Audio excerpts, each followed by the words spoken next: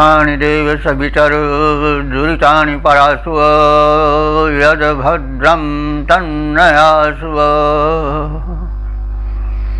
ॐ शं नो मित्रः शं वरुणः शं नो भवत्वर्यमा शं न इन्द्रो बृहस्पतिः शं नो विष्णुरुक्रमः। ॐ अस्तु मा सद्गमय तमसो मा ज्योतिर्गमय मृत्योर्मामृतं गमय। ॐ जीवेम शरदशतं पश्येम शरदशतं शृणुयाम शरदशतम् अदीनाशां शरदशतम्। ओम वेद प्रेमियों, सुधी श्रोताओं, परम सौभाग्य का विषय है कि हम सब साक्षात परब्रह्म की अमृतमय वाणी के संग्रह रूप ऋग्वेद की व्याख्या में संलग्न हैं। संप्रति हम सब ऋग्वेद के 25वें सूक्त में जो प्रथम मंडल से संबंधित है उसमें प्रवेश करने जा रहे हैं। इस सूक्त में 12 मंत्र हैं। मंत्र संख्या 5 और 12 को छोड़ करके, जो कि त्रिष्टुप छंद में निबद्ध हैं, अन्य जो 10 मंत्र हैं वे सब जगती नामक छंद में निबद्ध हैं। संप्रति हम सब ऋग्वेद के प्रथम मंडल के 85वें सूक्त के प्रथम मंत्र की व्याख्या में प्रवेश करेंगे। यह मंत्र जगती नामक छंद में निबद्ध है। इसके मंत्र द्रष्टा ऋषि हैं गौतम राहुगण और देवता हैं मरुदगण। इस मंत्र का शीर्षक है मरुतों का स्वरूप। तो सर्वप्रथम संबंधित मंत्र का पाठ हो जाए। ओम प्रायेषुं भन्ते जनयो न सप्तयो यामन् रुद्रस्य सुनवः सुदंससः रोदसी हि मरुतश्चक्रिरे वृधे मदन्ति वीरा विदथेषु धृष्वयः।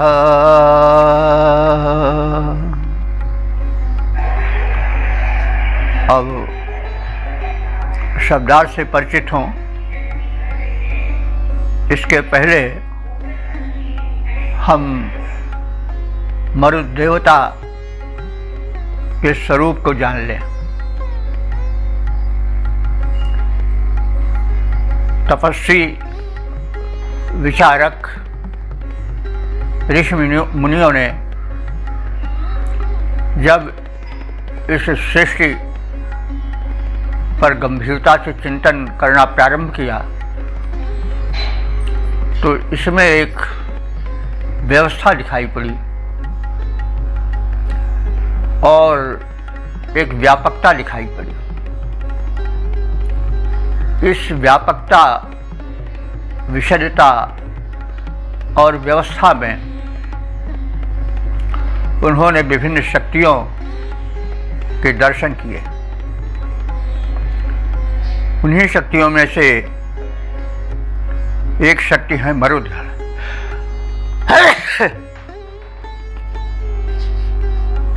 तो मरुद्गण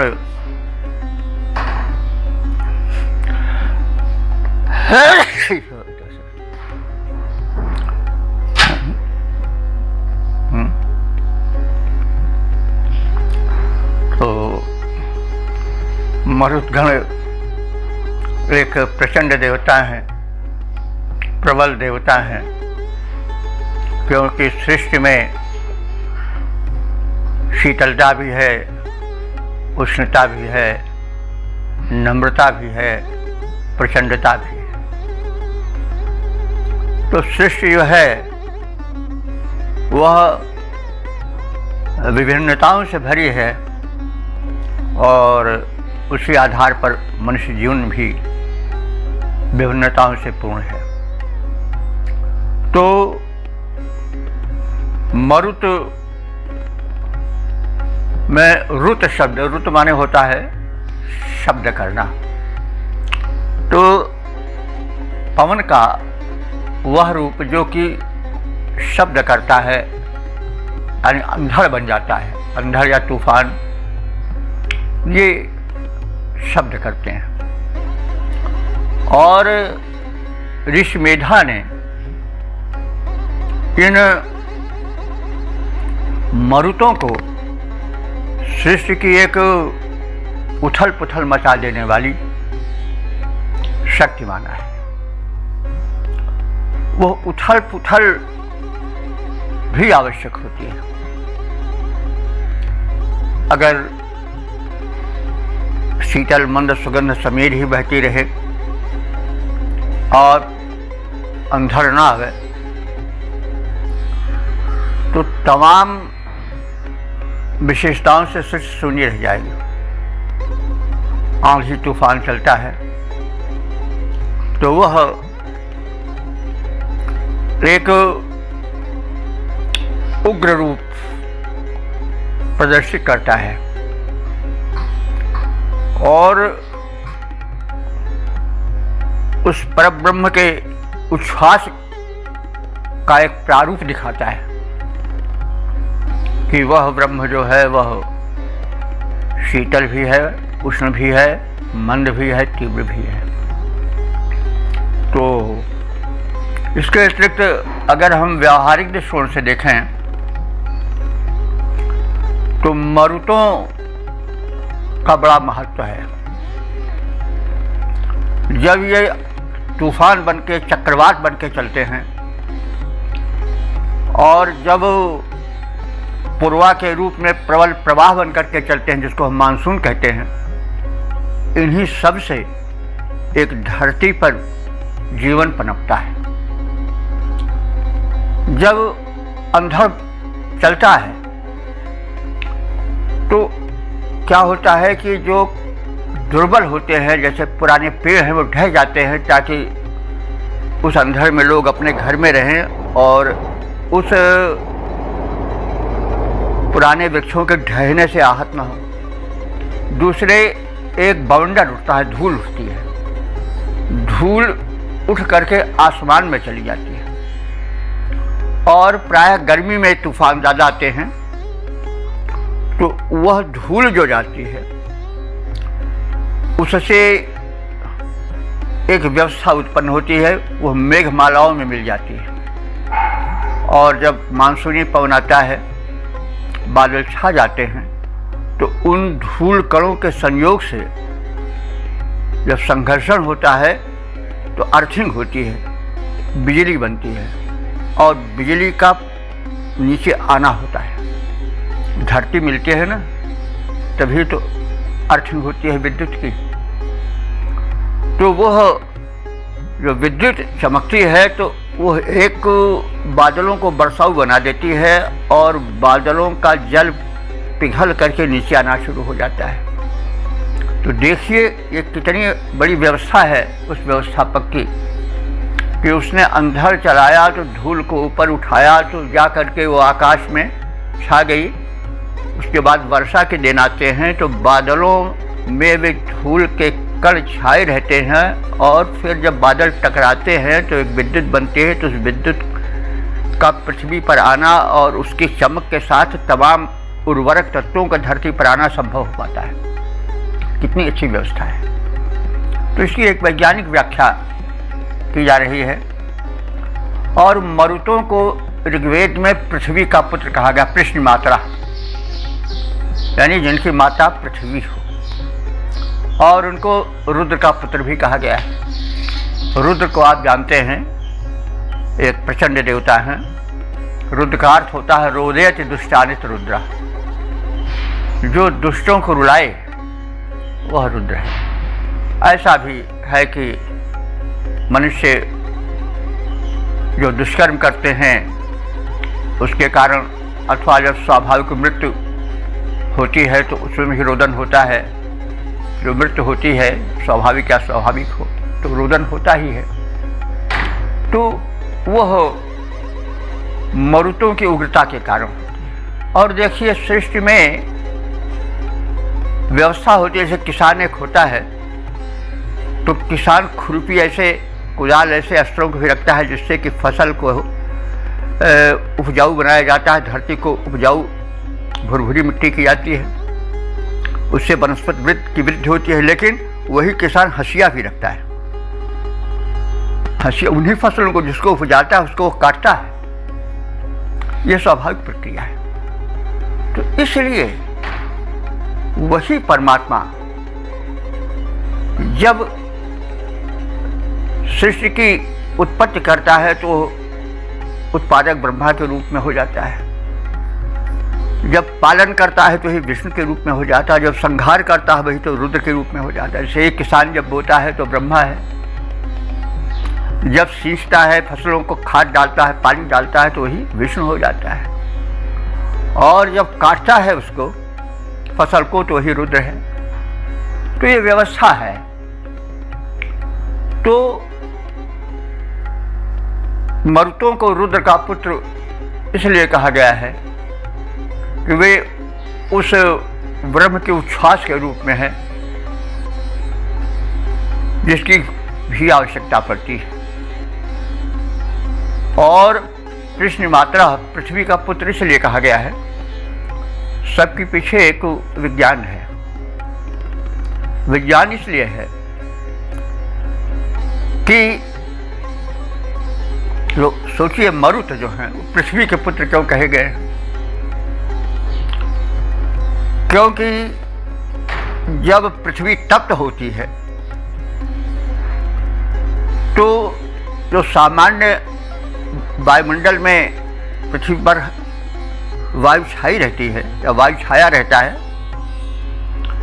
तो वो उष्ण हो उठता है, तप्त हो उठता है। तो तप्त होती है कोई चीज़ तो वो फैलती है, और फैलती है तो एक हलचल पैदा होती है। तो कुछ स्थान रिक्त हो जाता है धक्के में, तो उस रिक्तता को पूरी करने के लिए आसपास की हवा चलती है। तो जब हवा आसपास की चलती है तो एक वेग होता है, और वही वेग तूफान है। कोई न कोई नियंता प्रत्येक क्रिया का सृष्टि में है। तो ऋषियों ने इन मरुतों को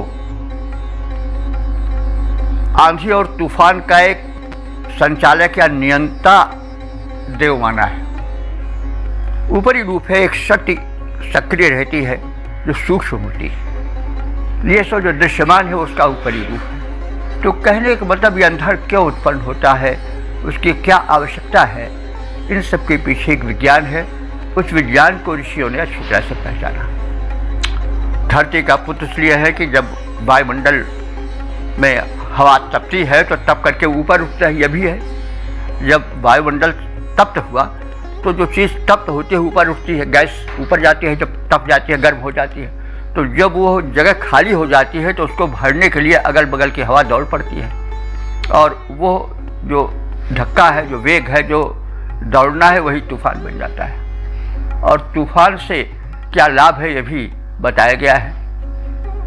और तूफान उग्र होता है, लेकिन उस उग्रता में भी एक उपयोगिता छिपी है। तो मरुद गण अपनी उग्रता के कारण रुद्र के पुत्र कहे गए हैं और पृथ्वी के तापमान के बदलने से एक तूफान का रूप बनता है, अंधड़ का रूप बनता है, वही मरुत है। तो पृथ्वी के तापमान के बढ़ने घटने से जो परिवर्तन होता है वह मरुतों को जन्म देता है। तो इसलिए पृथ्वी उनकी माता कही गई है। तो इस तरह से ऋषियों को मरुतों के बनने का परिज्ञान था, उन्होंने उसको व्यक्त किया है। ऋग्वेद काव्य भी है, पश्य देवस्य काव्यम यो न मवाल न जीर्यति, इसलिए बात आलंकारिक रूप से कही जाती है। जब कवि किसी बात को कहता है तो वो उसको कुछ सजा संवार करके कहता है, जिसे हम अलंकार कहते हैं। तो उस अलंकार के पीछे छिपे अर्थ को समझने की आवश्यकता है। अलंकार से काव्य वैसे ही मंडित हो जाता है, जैसे आभूषण पहनने से पुरुष अथवा नारी अधिक सुशोभन रूप धारण कर लेता है, कर लेती है।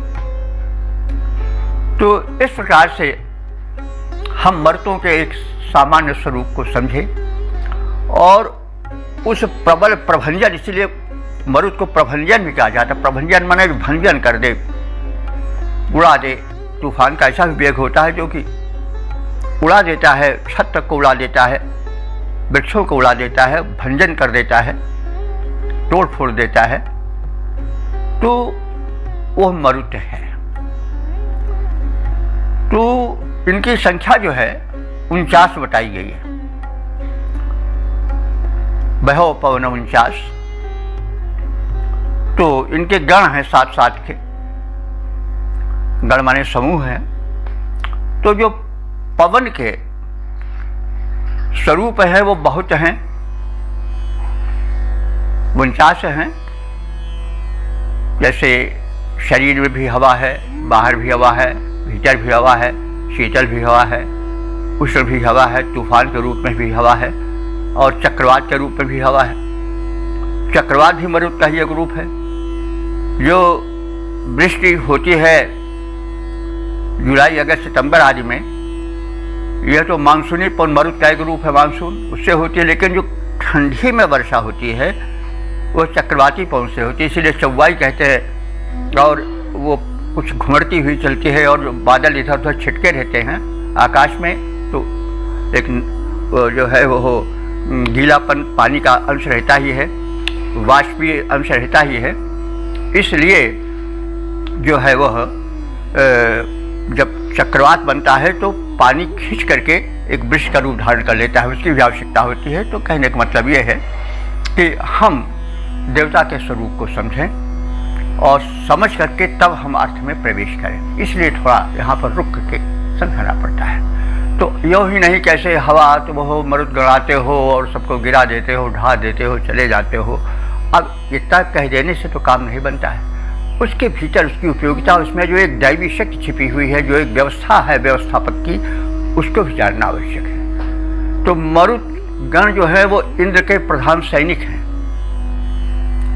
इंद्र को आप जानते हैं सर्वोच्च शक्ति ब्रह्मांड की, जिसके विषय पिछले एपिसोड में कहा गया है बहुत कुछ। तो उसके ये सेनापति हैं, ये क्षत्रिय गुण के, सैनिक गुण के हैं, सेनापति हैं। और वृक्ष आदि में इंद्र वृक्ष का सबसे बड़ा देवता है।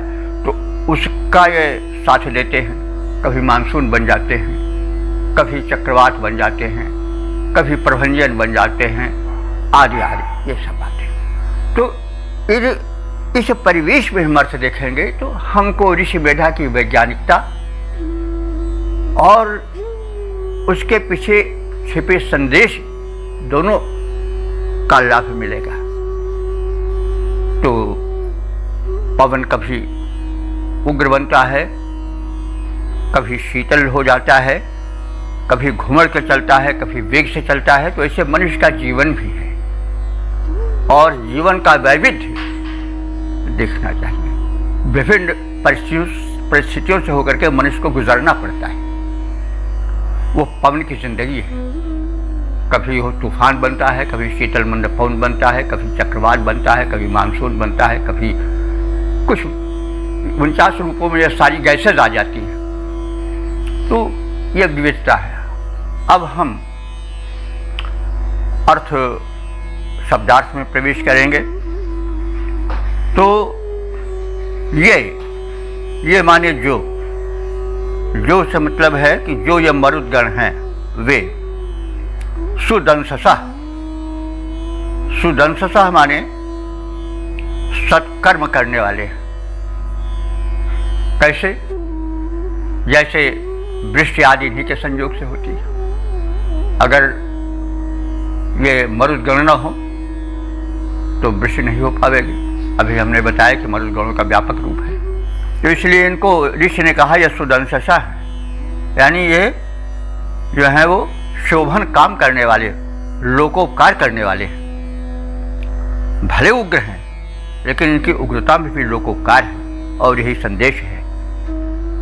तो ये सुदंससः हैं, यानी शोभन कार्य करने वाले हैं। सप्ताह हमारे गतिशील हैं और इस तरह से जीवन को भी, मनुष्य को भी प्रगतिशील होना चाहिए, जड़ बनकर के नहीं रहना चाहिए।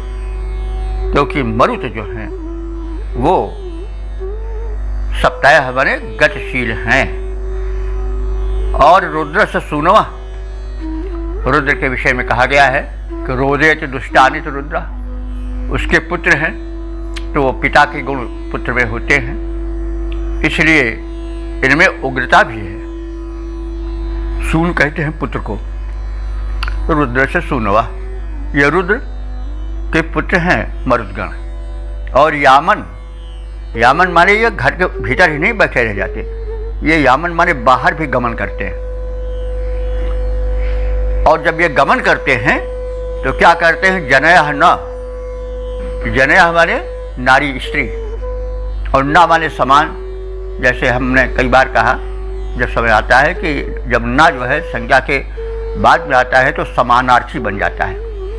तो ये जब बाहर निकलते हैं तो ऐसे नहीं निकलते हैं। जनयः न, स्त्रियों की भांति। कैसे? प्रशुंभन्ते, शुंभ कहते हैं श्रृंगार करना, श्रृंगार के द्वारा शोभन बन जाते हैं, यानी ये श्रृंगार करके निकलते हैं। इसका मतलब हुआ कि मनुष्य बाहर निकले तो उसे सज-धज के निकलना चाहिए, ऐसे नहीं। तो वस्त्र का भी बड़ा महत्व होता है। तो ये जब बाहर निकलते हैं तो अपने को साज संवार करके, जैसे स्त्रियां जब बाहर निकलती हैं तो अपने को खूब सजा संवार कर चलती हैं, वैसे ये भी अपने को सजा संवार कर चलते हैं। अब उनका सजा संवार अगर आप इसे देखना चाहिए वो कैसे सजते हैं, तो जब धूल तूफान उड़ता है उसमें चिट्टियाँ तमाम उड़ती हैं, तिनके उड़ते हैं, तो ये समझिए श्रृंगार उनका है। श्रृंगार भी विभिन्न प्रकार से। और शंकर जी जो थे वो विभूत का श्रृंगार नहीं करते थे, करने वो उनका जो श्रृंगार था वो राख था, तो उसी से उनका कर्पूर गरम करुणावतारम वही उनका श्रृंगार बन जाता था। विभूति वो भूति भस्म ही। तो और ये जो मरुत हैं वो वृद्धे माने सबकी अभिवृद्धि करने वाले हैं। अब देखिए जो विशेषताएं बताई गई हैं, हमने बताया पहले एक प्रस्तावना के रूप में मरुत के स्वरूप को स्पष्ट करने के रूप में, अब वही शब्द सब आ रहे हैं। ये वृद्धे माने वृद्धि के कारण है। यदि मरुद गण न होते तो जो तमाम बातें हमने अभी बताई वे न हो पाती, वृष्टि न हो पाती, विद्युत न चमक पाती, और ऐसा होने से जो धरती में उर्वरा शक्ति आती है वो ना आ पाती, जीवन ना आ पाता, जल ना हो पाता, तमाम बातें संबंधित हैं। तो ये धरती में वृद्धि के, विकास के एक कारण बने हैं। रोदसी चक्रीरे, रोदसी कहते हैं धरती और आकाश दोनों का मिला हुआ रूप रोदसी होता है। रोदसी एक शब्द में धरती और आकाश, अवनी और अंबर दोनों समाये हुए हैं। जैसे पितर शब्द है, पितर में माता और पिता दोनों आ जाते हैं। तो ये रोदसी माने अवनी और अंबर दोनों को ये निर्मित करने वाले हैं, यानी आकाश में ये बादल बनाते हैं, धरती पर ये पानी बरसाते हैं। तो अवनी और अंबर दोनों को ये पोषण देते हैं। और ये धृष्वया वीरा शत्रु दल को तहस नहस कर देने वाले हैं, विरोधियों को मिटा देने वाले हैं। और विदथेषु मदन्ति, विदथ देखो, विदथेषु देखिए, विदथ का दो अर्थ होता है। विदथ का मतलब युद्ध भी होता है और विदथ का अर्थ यज्ञ भी होता है। तो विदथेषु मदन्ति, ये युद्ध में भी प्रसन्न रहते हैं। देखिए कितना बड़ा संदेश है बंधु। जीवन स्वयं एक युद्ध है, इसमें लड़ना पड़ता है। कोई यह कहे कि हम शांत होकर जी लें तो यह उसका मतलब, जिसको हम कह सकते हैं कि नासमझी है या अल्पज्ञता है या बहकापन है। संसार में युद्ध करना पड़ता है, कभी अपनों से, कभी परायों से, कभी भीतरी शत्रुओं से, काम क्रोध लोभ मोह मद आदि जो विकार हैं उनसे, कभी बाहरी शत्रुओं से, कहीं न कहीं मनुष्य को कभी रोग से, कभी शोक से।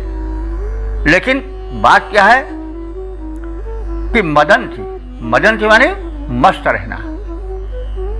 तो इनका क्या गुण है कि विदथेषु मदन्ति, ये युद्ध में भी मस्त रहते हैं। तो भाई देखो, सुख बड़ा सूक्ष्म है। सुख कहो कहीं बरस पड़ेगा तो ये सब गलत है, कहीं सुख बरसेगा नहीं। किसी की जिंदगी में कहोगे बस आनंद है, वो संभव नहीं है। इसलिए युद्ध करो लेकिन मस्त रहो। संघर्ष में भी हारो मत, आत्महत्या मत करो, रोदन मत करो, बल्कि मस्त रहो, व्यस्त रहो और मस्त रहो। ये शब्द, यह संदेश इससे मिल रहा है। व्यस्त रहो, जैसे मरुदगण प्रचंड वेग से चलते हैं वैसे चलो। और विदथेषु, युद्धों में भी मस्त रहो। तो व्यस्त रहो और मस्त रहो। और अगर हम विदथेषु का अर्थ यज्ञ लें तो जो यज्ञ में सोमपान होता है उसको करके भी, क्योंकि देवता हैं, इनको सोम समर्पित किया जाता है। ये इंद्र के प्रधान सेनापति हैं, तो इन्हें बड़े आदर के साथ समर्पित किया जाता है सोम। तो ये सोमरस यज्ञों में सोमरस पान करके भी, सोमरस के विषय में बहुत कुछ बताया जा चुका है, आप लोग जानते भी होंगे। तो उसमें ये सोमपान करके मस्त रहते हैं। ये प्रचंड देवता हैं, उपकारी देवता हैं, इसलिए जो उपासक गण हैं इनके स्वागत में सोमपान, जो उनका प्रिय पेय है, उसको प्रस्तुत करते हैं। तो इससे यह संदेश मिलता है कि युद्ध हो उसमें भी मस्त रहो, और जब यज्ञ महोत्सव हो रहा है तो उसमें भी मस्त रहो। और इस प्रकार से संघर्ष करते हुए भी, मर्दों की तरह तोड़ते फोड़ते चलते हुए भी मस्ती मत छोड़ो। यह संदेश है मंत्र का। तो जो मरुद सत्कार्य करने वाले हैं, प्रगतिशील विचारधारा वाले हैं, रुद्र के पुत्र हैं, ये बाहर निकलते हैं। जब बाहर चलते हैं तो ये अपने को सजा संवार कर चलते हैं और महिलाओं की तरह आभूषण धारण करते हैं, यानी खूब सजाते हैं।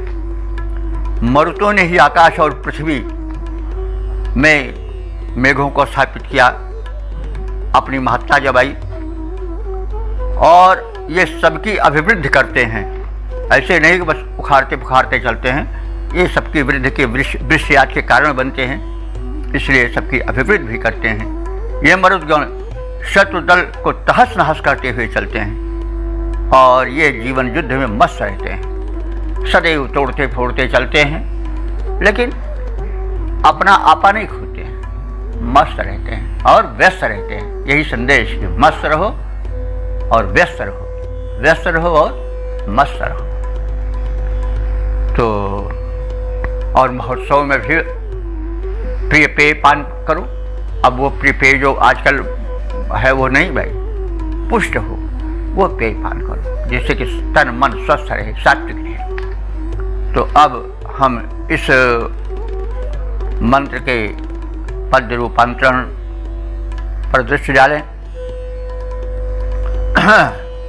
पुत्र रुद्र के मरुत रुत करते हैं घोर, शुभ कर्म वाले तीव्र गति अपनाते हैं।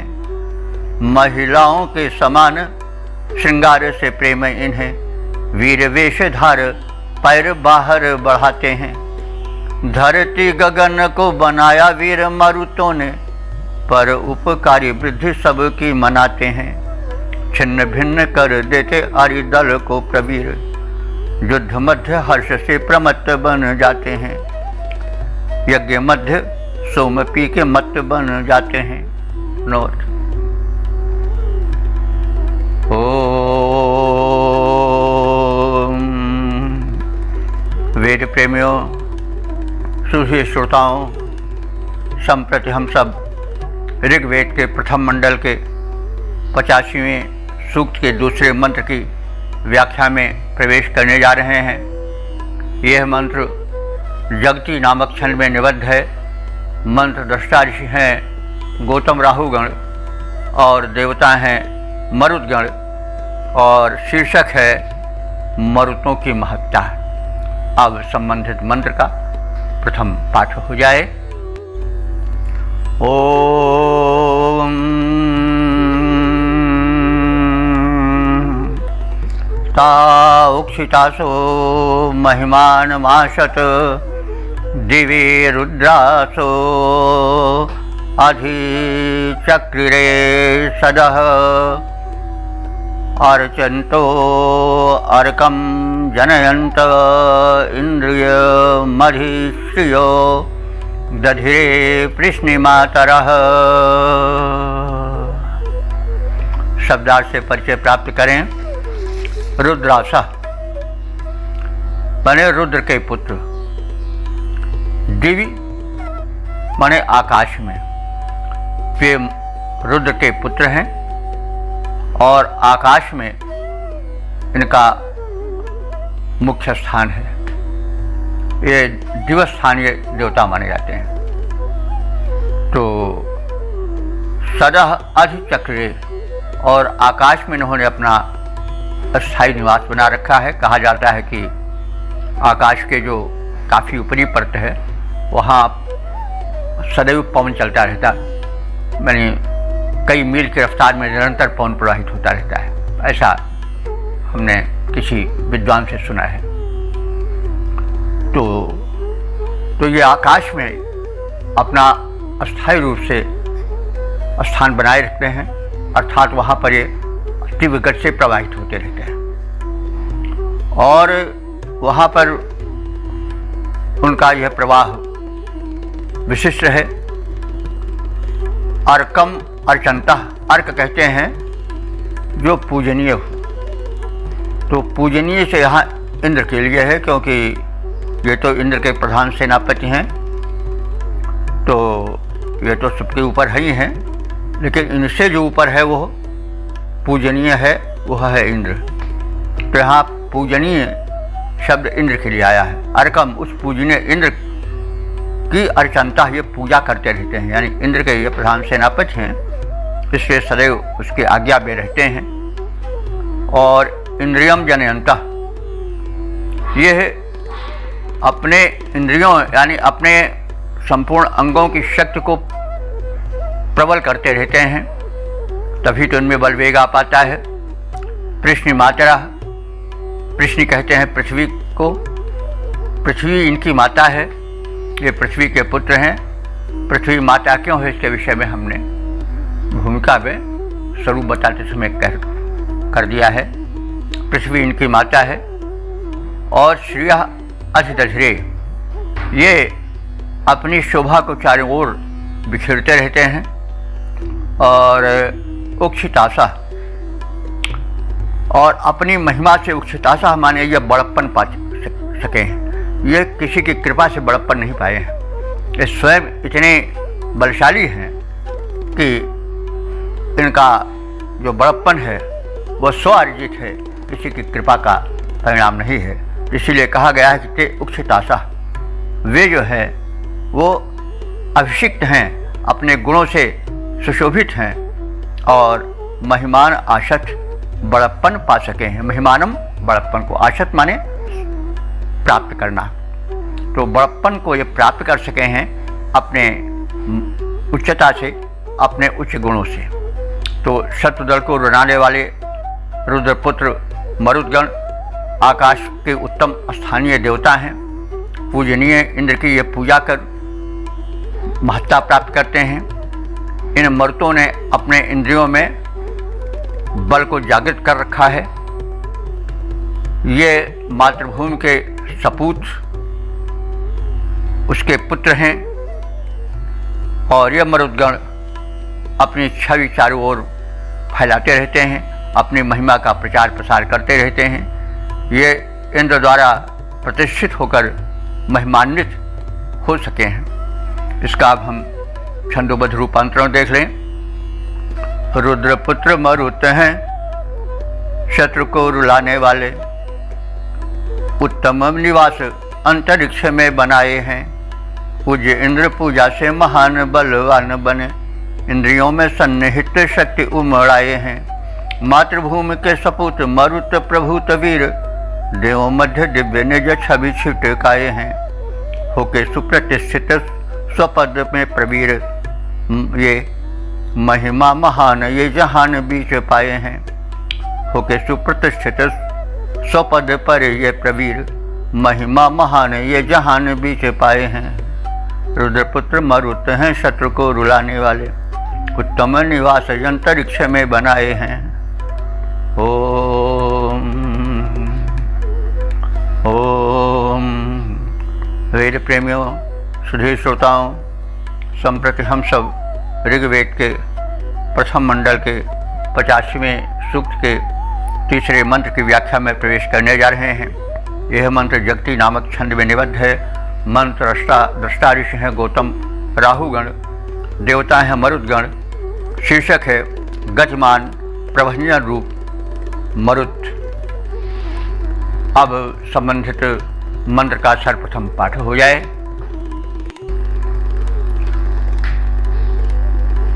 ओम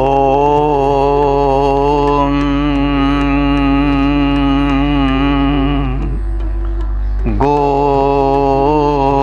मातरो यच्छुभयन्ते अंजभिस्तनूषु शुभ्रा दधिरे विरुक्मतः वा बाधन्ते विश्वमभिमातिनमप वर्तमानेशा मनुरीयते घृतम। शब्दार्थ से परिचय प्राप्त करें। शुभ्राह ये विशेषण है मरुदगणों का। ये मरुदगण शुभ्र हैं माने शुभ गुण वाले हैं। सफ़ेद हैं यानी शुभ गुण, सात्विकता का प्रतीक है अथवा तेजस्वी हैं। और गो माता, ये भूमि इनकी माता है क्योंकि ये पृथ्वी से उत्पन्न होते हैं और पृथ्वी की गोद को ही धन्य करते हैं और सिंचन करते हैं जल आदि के द्वारा और उसको उपजाऊ बनाते हैं। वृक्ष के यही कारण हैं। यत माने जब ये अंजभि शुभयन्ते, अंजभि माने अलंकारों द्वारा अपने को सुशोभित करते हैं, तो तनुषु ये अपने शरीरों पर विरुक्मतः दधिरे विशिष्ट स्वर्णाभरण धारण करते हैं। और विश्व अभिमातिनम, ये संपूर्ण शत्रुओं को, विश्व कहते हैं संपूर्ण को, और अभिमातिनम माने अपने प्रतिद्वंदियों को, अपबाधते माने दूर हटा देते हैं। इनके सामने कोई टिक नहीं पाता है, ये अपने विरोधियों को सदैव हटाते चलते हैं, वो सामना नहीं कर पाते हैं इनका। येषाम माने इनके वर्तमान, वर्त में कहते हैं राह को, पथ को, और वर्तमान माने सप्तमी है, पथों पर, राहों पर। घृतम अनुरीयते, घृत कहते हैं, आप जानते हैं जो घृत है घी है, और घृत का अर्थ जल भी होता है।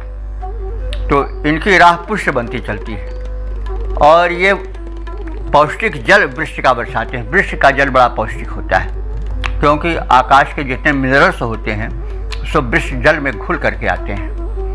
तो वृक्ष जल से ये धरती को घृतवत और प्राणियों को घृतवत पुष्ट बनाते चलते हैं।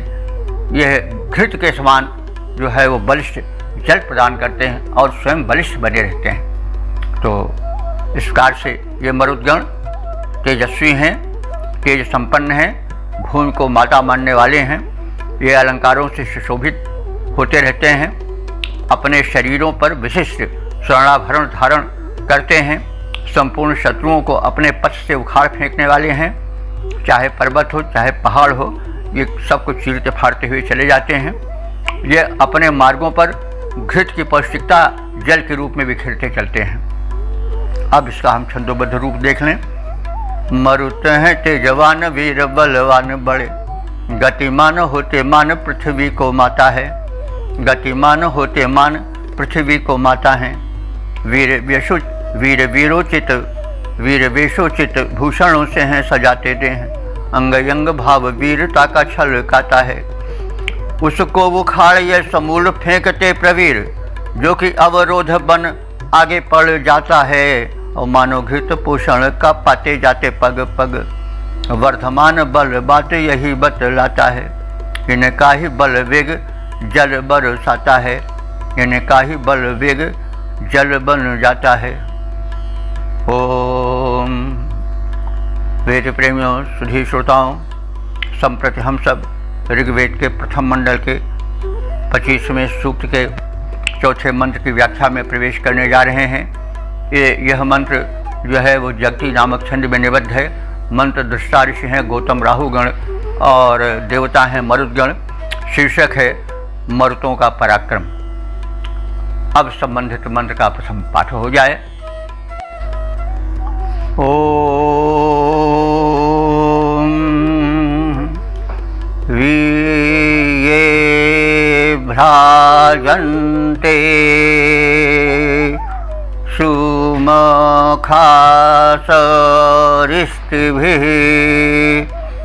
प्रच्चावयन्तो अच्युता चिरोजसा मनोज्योयन्मरुतो रथेष्वा वृषव्राता सह पृषितिर्युग्ध्वम्। शब्दार्थ से परिचय प्राप्त करें। ये सुमखासा, ये माने जो माने जो मरुद्गण। सुमखासा माने श्रेष्ठ यज्ञों को करने वाले हैं।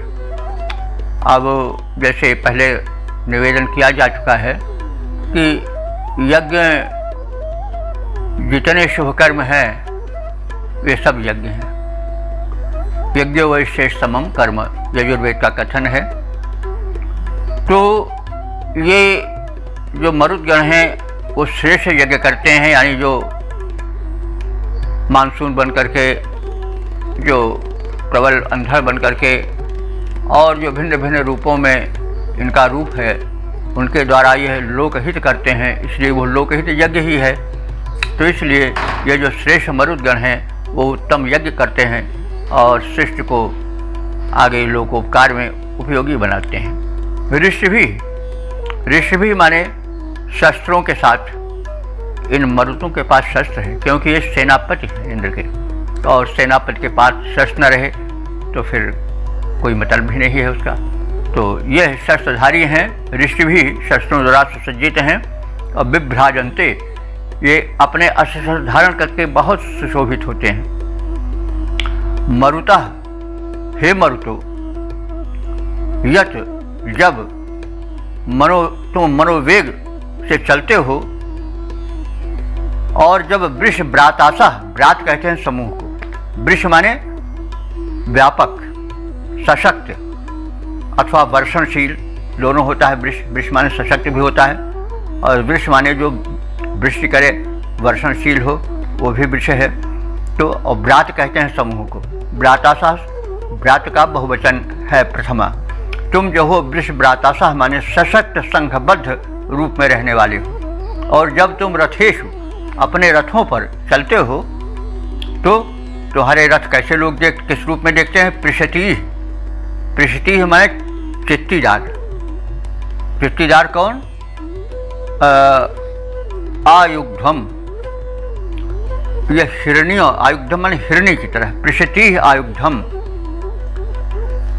जो पृषति कहते हैं चित्तीदार हिरण्यों की तरह तुम प्रतीत होते हो। तो ये मतलब चित्तीदार हिरण्यों को कहा गया है संभवतः इसलिए कि जब धूल और अंधड़ लेकर के मरुदगढ़ चलते हैं, उसमें तमाम धूल धक्कड़ के साथ साथ तृण आदि उड़ते हैं, तो उसका रूप कुछ चित्तीदार हो जाता है।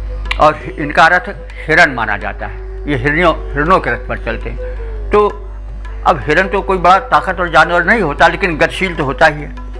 तो इनका जो रथ है उसको खींचने वाले हिरणी हैं।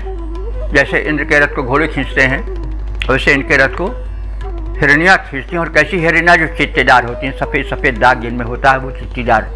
तो ऐसे चित्तीदार या धब्बेदार हिरनियाँ जो हैं वो इनके रथ को खींचती हैं। और वो हिरणी बड़े वेग से जैसे भगती हैं, वैसे इनका रथ भी बड़े वेग से चलता है। और अच्युताच्युत, यह च्युत यानी लुढ़कते फुढ़कते नहीं चलते हैं, ये अच्युत रूप से यानी अकंपित रूप से, बिना रुके हुए ये चलते जाते हैं। और ये सुदृढ़ शत्रुओं को भी प्रबल माने बलशाली शत्रुओं को भी ओजसा माने शक्ति द्वारा प्रच्यावयंतः खिलाते चलते हैं, कपाते चलते हैं। यानी ये मरुदगण श्रेष्ठ कर्म यज्ञ करने वाले हैं और अस्त्रों शस्त्रों से लैस ये रहते हैं, ये सेनापतित्व करते हैं, इसलिए ये शोभित रहते हैं अस्त्र शस्त्रों से, साधनों से। मरुदगण जो है मनोवेग से चलने वाले हैं, सशक्त रूप से संघबद्ध होकर के ये चलते हैं। चित्तीदार हिरनियाँ इनके रथ में जुटी रहती हैं, ये सशक्त रूप से संघबद्ध होकर चलते हैं। और ये सुदृढ़ शत्रुओं को भी अपनी शक्ति से उखाड़ फेंकने वाले हैं। इनके पथ में जो पड़ता है उसको ये उखाड़ देते हैं, उसको ये पिछाड़ देते हैं, कोई सामने इनके टिक नहीं पाता है, इनका वेग बड़ा प्रबल होता है। तो इसका छंदोबद्ध प्रारूप देख लें। यज्ञ करते हैं शस्त्र धरते मरुदगण, मनोवेग युक्त द्रुत गति दिखलाते हैं। संख्या 49 संघबद्ध शक्तिशाली घोर, धब्बेदार हिरणी के रथ को चलाते हैं। कंपित न होते कभी वीर वर जोर बड़े, किंतु शत्रुओं को निज शक्ति से कंपाते हैं। कंपित न होते स्वयं वीर वर जोर बड़े, किंतु शत्रुओं को निज शक्ति से कंपाते हैं। पथ में जो पड़ते हैं अवरोध रूप उन्हें, फेंकते उखाड़ कर देर न लगाते हैं। फेंकते उखाड़ कर देर न लगाते हैं।